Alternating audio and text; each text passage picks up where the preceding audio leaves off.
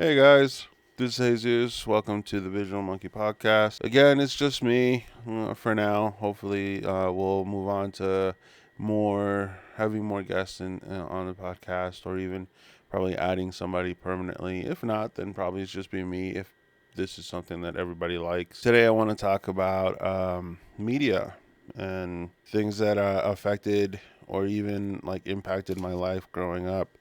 One of the Mainly because of the recent news about Halo and how there's a new Halo game coming out, and it's called like Halo Campaign Evolve. That was one of the first games that I played for Xbox and what got me into Xbox and stuff like that.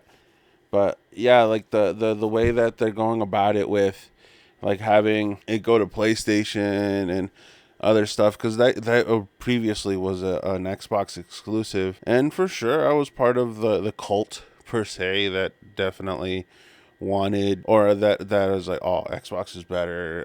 Halo, we have Gears of War, we have Forza, and then obviously the opposite side is like, oh well, we have God of War, we have what's it called, Uncharted, uh, Gran Turismo, etc. And that was fun growing up. But as an adult, I think this might be a step in a direction. I don't know if it's forwards or backwards yet. Especially definitely since like Xbox has been making a lot of decisions lately that I don't know. I think they've been very self-sabotaging. They've given a lot of focus into like just capitalism, or into like just making the most money as possible instead of making a quality product, or something that everybody wants. They're looking at, well, what can we pull out as much out of these people? At least as a consumer perspective.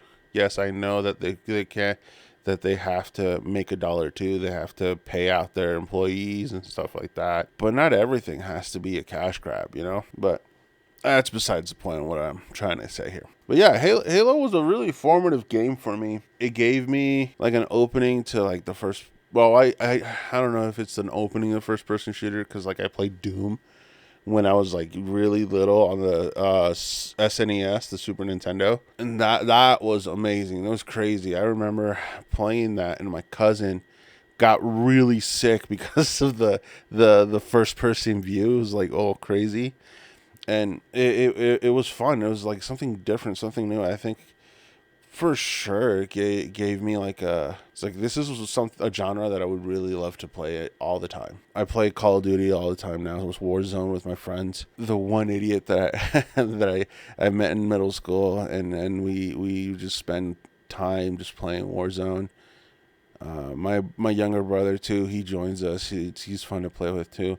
And the one guy the other closest friend of mine. He really doesn't like Call of Duty and really doesn't like playing stuff like that. But we kind of enticed him into playing with us.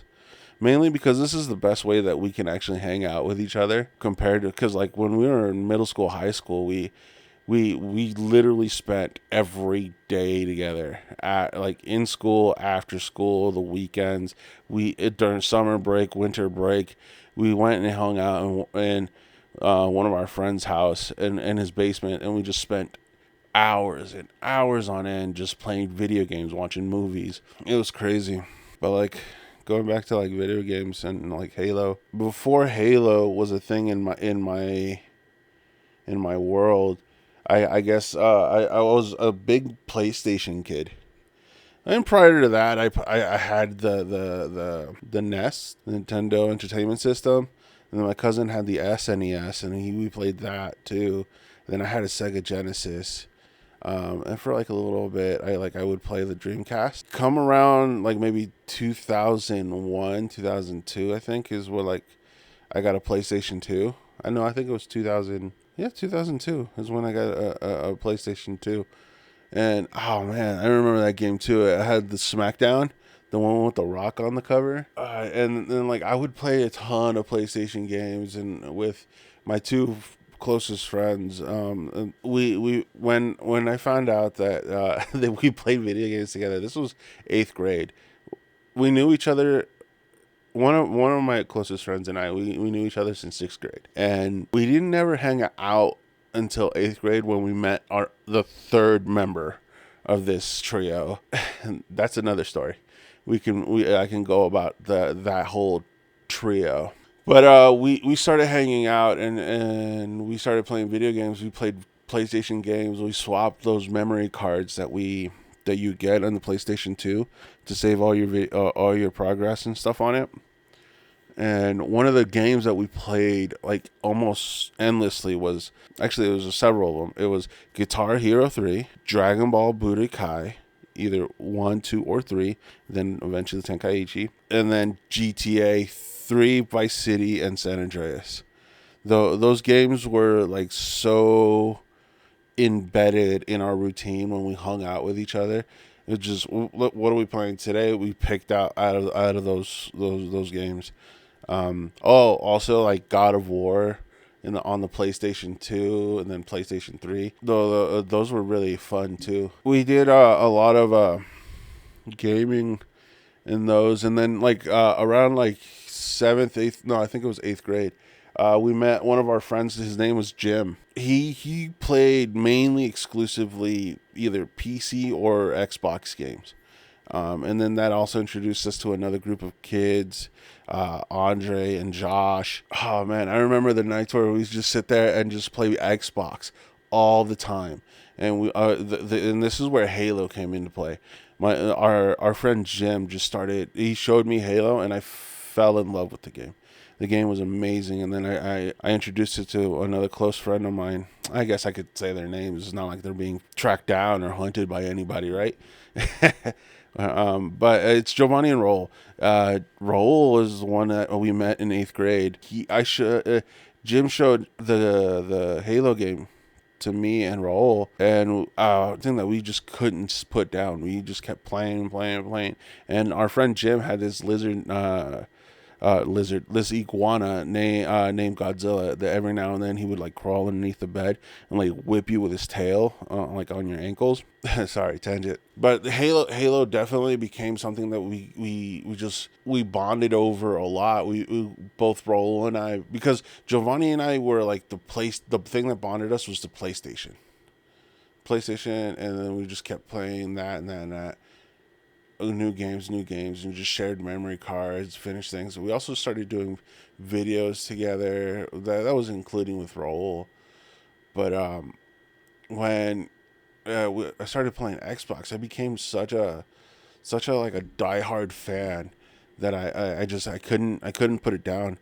I had to have only Xbox, to the point where I gave up on the PlayStation. I To me, the PlayStation seemed like it was such a juvenile thing.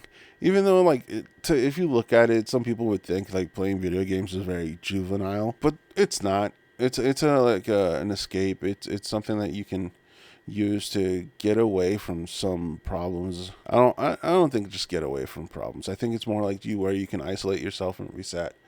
Because the problems are going to be there when you come back from your so-called adventure in your video game. I think it's where you can have a break from all that stuff. You can escape for a little bit. But yeah, and it became something where like I felt like it was like the pinnacle of gaming. Xbox was the pinnacle of gaming, and then they're the best and stuff like that. And with Halo's campaign Evolve going to PlayStation now, and I want to say I felt hurt a little bit for like a microsecond, but then I got to think about it, and it's like, why am I hurt? Well, this is a company is looking to get more people involved in their product, around their product, to buying their product, and instead of having the stupid console war, I think it's something where like, yeah, let's just we're all gamers.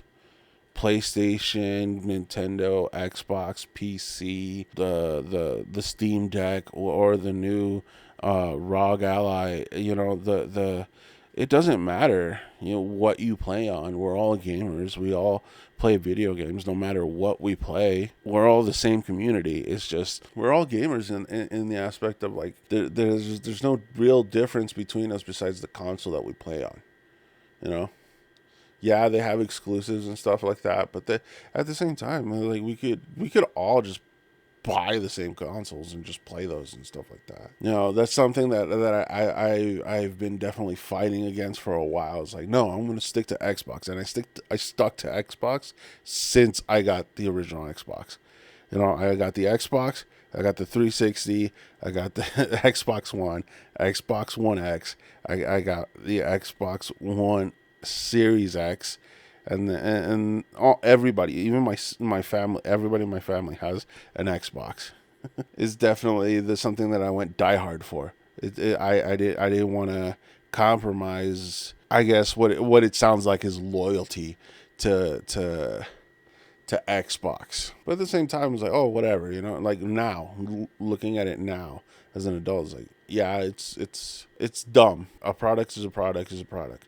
You're gonna go buy it. It's gonna be good. You're not buying a console that's just gonna break in 15 minutes, like the ones at the flea market where you buy it has like 1,000 games that you could play, retro games that you could play, and like you're sitting there playing for like 5 hours, and all of a sudden it's gone. It just stops working. Yeah, it's something like not like that. You're buying like a AAA console, even though I think people listening to this is like, oh, the PC master race or whatever, right? Yeah, PCs are great, but sometimes the casual gamers don't want to fork up 800. Well, nowadays it's might as well, right? Growing up, people didn't want to fork up like $800, $900 just to have a decent performing gaming PC. The thing with Halo, it reminds me of all the other stuff that helped me become me growing up. All the as far as in gaming and movies. Yeah, like there was Halo. There for me there was Guitar Hero. Grand Theft Auto definitely was a big formative one. I think like a lot of like my views as a person are formed by like the video games and movies that I've watched growing up. Also like music, and I'll touch on music later. But yeah, like one of the things that definitely like GTA, how you just go through and just you're a criminal and stuff like that, right? You're just killing, murdering, stealing, etc. But there's a story behind it. Like in Vice City, Tommy Vercetti, like he got betrayed by the people he was working for, and then he became the most powerful. It also reminds me of like Scarface. Scarface is a great movie that I grew up watching. I watch that all the time. Like I even tried showing it to my kids, but to them it's so boring and not interesting to them. But I can't force them to like something that they don't like, But yeah, like Vice City was a lot like Scarface, and then San Andreas was so much fun too, just because like there was so much to do in that game because you could only do so much in real life, like when we were playing Grand Theft Auto 3, Vice City, and San Andreas is in like middle school, early high school time, and I couldn't drive. I was barely learning how to drive, so like having the freedom to be able to drive anywhere as fast as I wanted ever and stuff like that or at least the illusion of that was fun. Those video and then like the Guitar Hero games where it gave me like a sense of a rock star, at least the simulation of it. And it was fun to play those games. It was fun to like being able to mold lifelong friendships with people just because of video games and things that we liked and just topics that came out of that. Which also like the same thing with like with movies. One of the movies that I mentioned before was Scarface and stuff. Another movie genre, or at least main topic or title, is the Godzilla movies. The Godzilla movies are amazing. They on the outside they might seem like they're just all monster rage destroy city movies, like that kind of dumb movie. And lately they kind of have been that, but also they're good for what they are. They're good movies for what they are. Monster disaster movies. They're good for what they are. But the old school Godzilla movies like Godzilla Final War, that's a good movie. I love that movie. And then Godzilla Destroys All Monsters. It's just such an extensive like feeling destruction that like a little boy has that wants to like, oh yeah, destroy everything. Those are cool movies that just made me into like the I guess like semi aggressive, semi gentle kind of guy. You know, because like the people who know me, they'll say, "Oh, you're not gentle. You're just so abrasive, but you're just you." But the people who actually really know me, they know that I have a different side of me than just the quote unquote asshole side of me. You know, I care. At least I want to say that I care, or at least I want the people to know that I care about them. That I want them to know that I do care. Yeah, but those childhood movies and childhood gaming environments that I grew up in, they helped a lot. They helped me cope with life a lot more than I could say they did, you know, just looking back at it as an adult, for sure. Yeah, one thing that I can also like attribute to my childhood is music was like one of the things that I wish I could share more with my children, just because like they're in that time period in their life where they're like singularly topical focus. Like they don't want to listen to anything different. Well, my oldest is trying to start mixing around their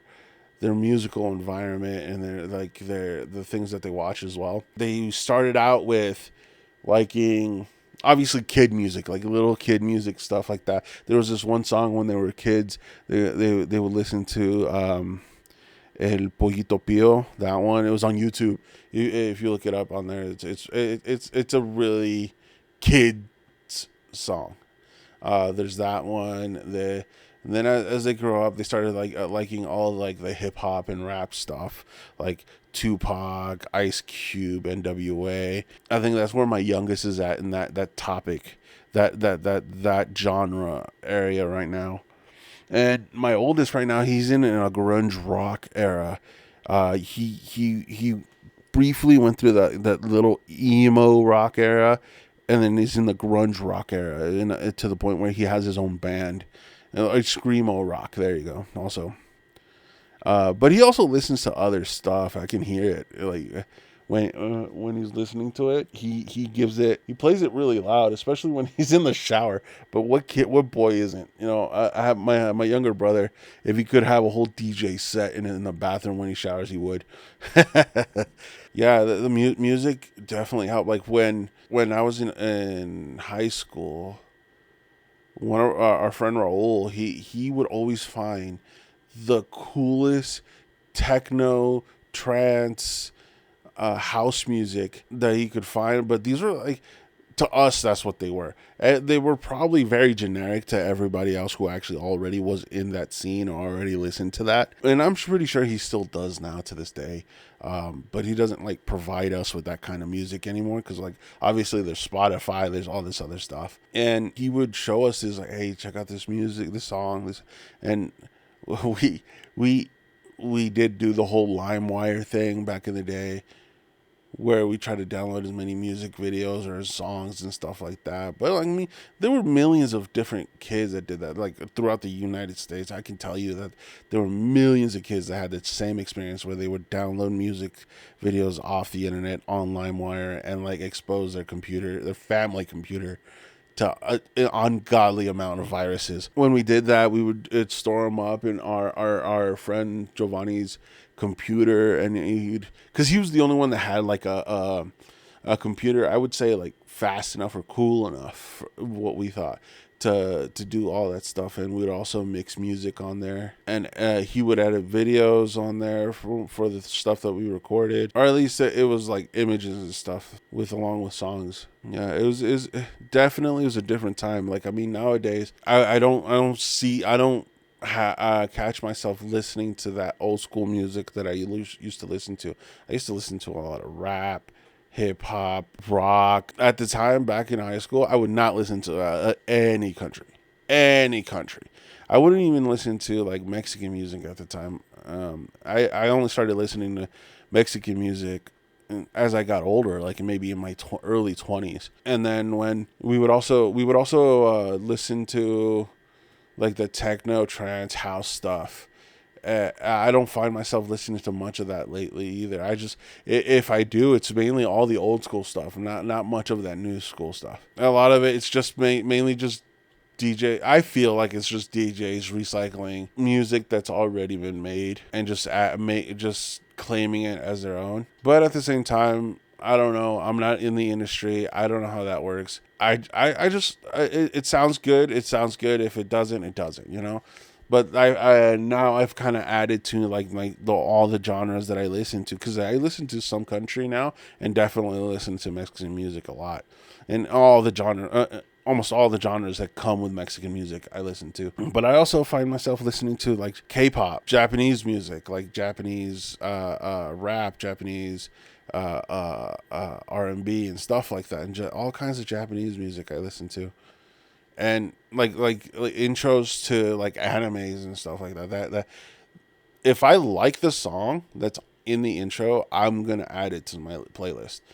It's a good song. It sounds good. Same thing with like outros and stuff like that. If it's good, I'm adding it. Oh, that reminds me of one of the animes when I was a kid, where it's Dragon Ball Z, but this is like the in the United States.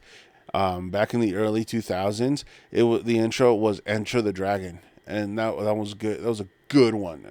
And when I got my son a guitar, I told him, it was like, the only way that I'm gonna get him a guitar is that within a year he learned how to play that song, and then if he doesn't, I would take away the guitar.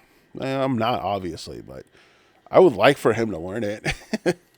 You know, it's something pretty cool. At least it would bring a lot of nostalgia to me. Or the Power Ranger intro song, the Mighty Morphin Power Ranger intro song. That one's a good one. Yeah, like all that was, speaking of the Power Rangers, it's very interesting, like, because looking at media today, or even like just pop culture today, a lot of like 90s, early 2000s stuff is being resurfaced in the zeitgeist. You know, everything is up on top again, has resurfaced, and it's pretty cool, but it's also very frustrating, because when like my oldest, he's into that too. Well, my youngest is also, but more like closer to the Hispanic, closed off, baggy clothes kid, you know. And my kids don't look Hispanic, which is funny, even though they're Latinos, just like their father. All the stuff that was popular when I was a kid, like the Jenko jeans, the Pro Clubs, Dickies, everything like that. It's all coming back. It's pretty funny. But like I said, it's also very frustrating, because like when I bring it up to my son, they're like, you look exactly like I did when I was your age.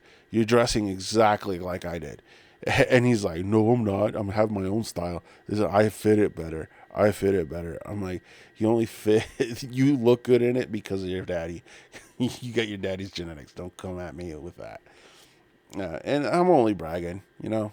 But it's definitely a thing that gets frustrating, but I'm also very proud that my son thinks it's a really cool aesthetic to have. My youngest, he's not really that big on it. He just likes wearing the clothes. It's whatever to him. But he's definitely one of those Gen Alpha kids.